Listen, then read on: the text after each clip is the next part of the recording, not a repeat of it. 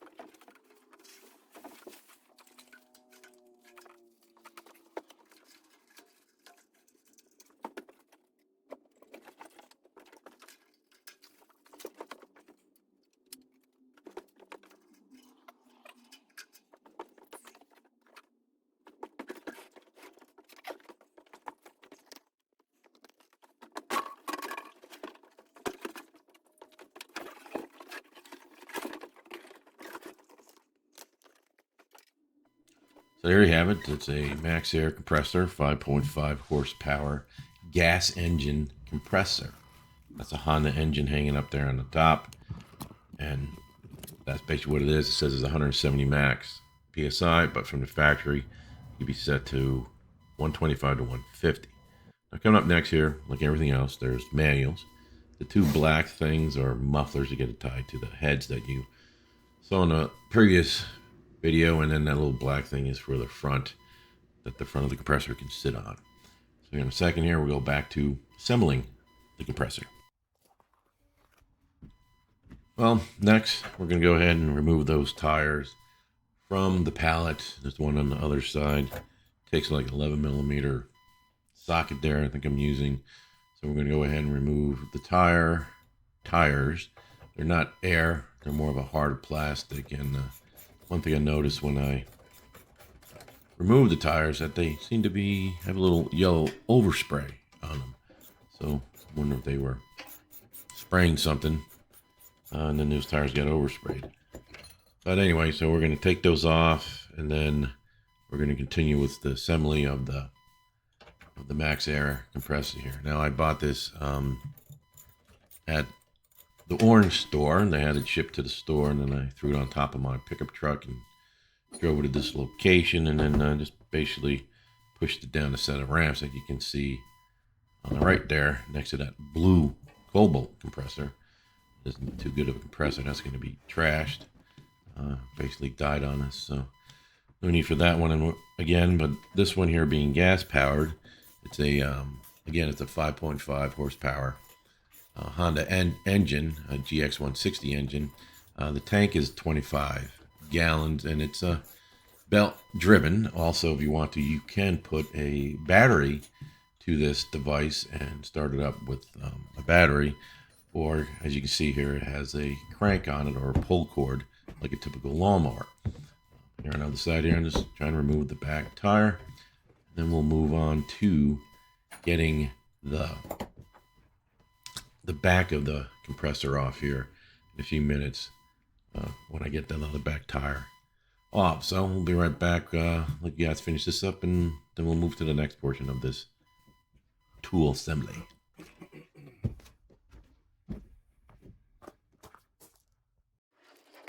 So here I'm gonna go ahead and take off the back of the compressor using a 5/16 Allen wrench, and the nut, or the bolt, the nut behind That piece of wood is 3/4 inch bolt, nut, and then you can't really put a socket in there because the curvature of the tank blocks you to put the socket in there. So what I'm going to use is a pair of pliers to remove the bolt and nut so I can slide that piece out, and then I will whack that piece away and then do the same thing to the other side. And then I will start to put on the wheels and then eventually take the compressor off of the pallet and start it all up. So let's continue with that, and I'll be right back.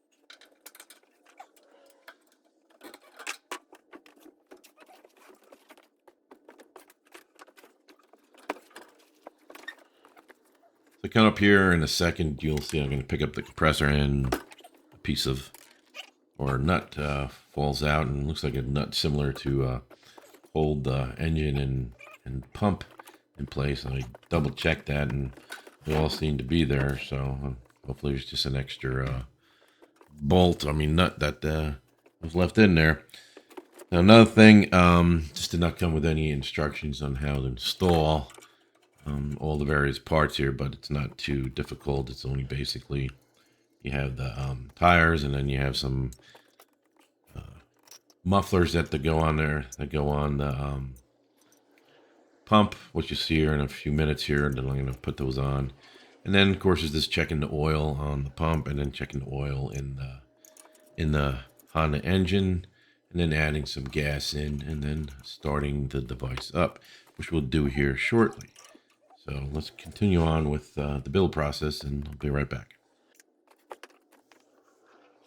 Now here I'm getting ready to put on the mufflers here, and it's not too difficult to do. It's basically just, that's where the filters are. There's two filters, and then you just screw it into the manifold, and then screw it on, and it's good to go.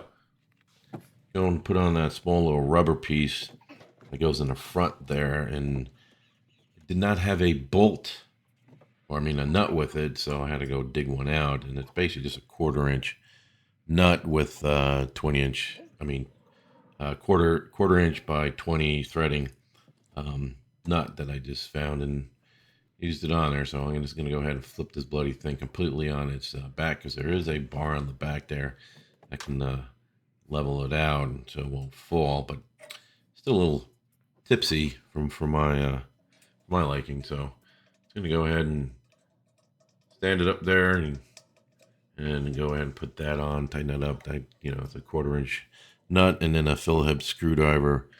Just attach it and be done with that part, and that's pretty much the system, or the air compressor is pretty much assembled. So after that, it's bringing it out of the shed and starting it up.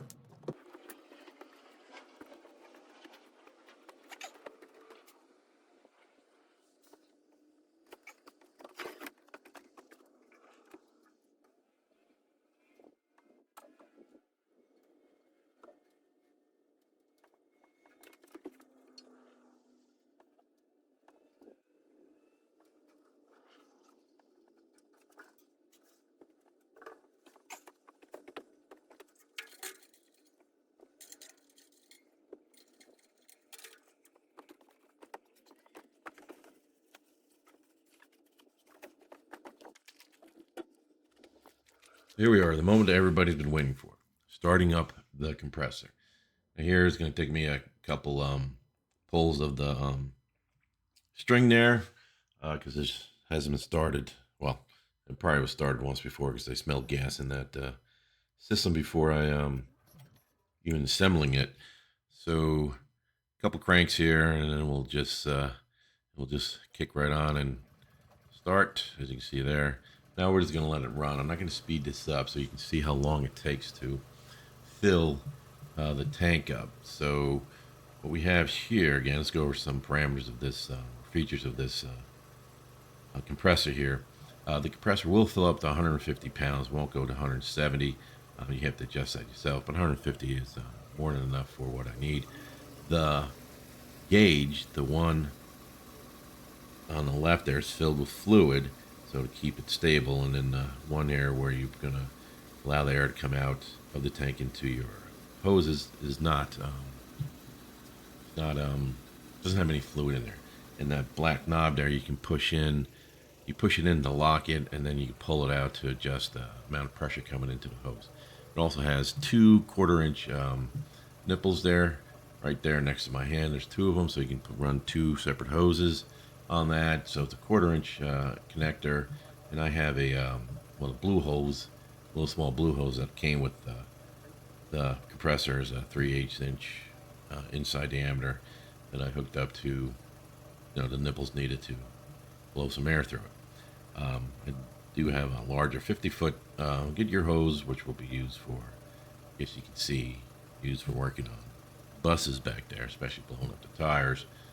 So one thing that I don't like about this is it does not have low oil shutoff on this, but you just have to constantly check the oil every time you connect. Every time you start it, and it'll just keep on running for a lifetime. Just read the instructions. I have to do like an oil change after 100 hours.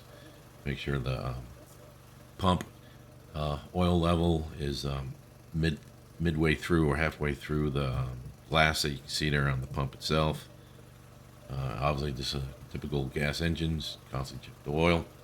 Make sure you're running good gas in it, and it should last a long time. So here, I am attaching the hose and waiting for the tank to fill up. So let's go back to the noise.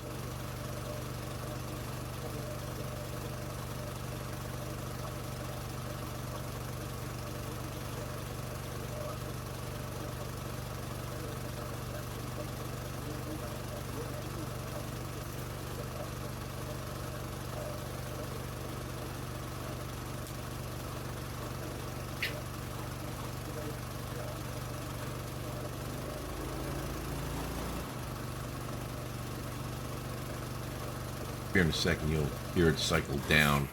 You just saw it cycle down there, so it's idling now because it's at the 150 mark of PSI there, as you can see there in the camera there. So now I'm just going to go ahead and let the air out and see when it kicks back on. So let's go back to the noise.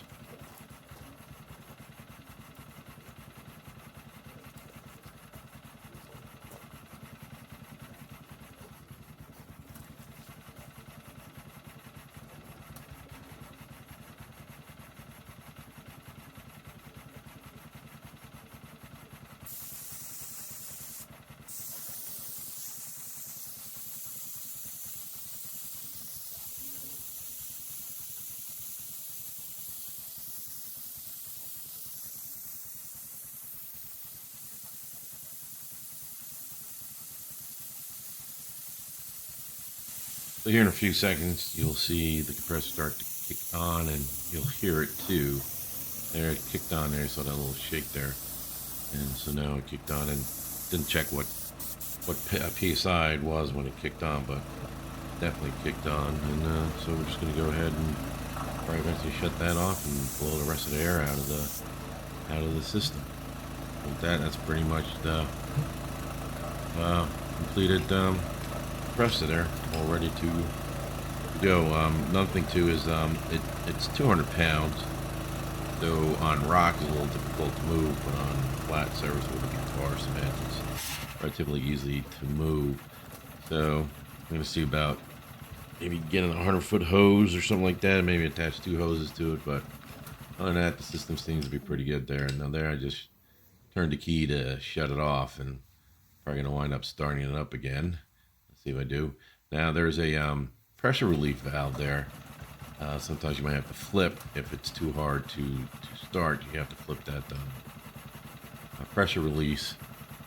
It's right below the key. Just make it horizontally sticking out, and then it releases the pump from the engine, so the engine can start up, and then you just re-engage it again. The pump starts working. But in this case here, I had no problems pulling the string and getting the start. Maybe because it was air was down or something like that. But anyway, seems to be working okay. We'll put it through its paces here in the coming weeks here. That compressor. So hopefully this will be a good one, and it'll last a while. Till the next video, have yourself a healthy, happy day.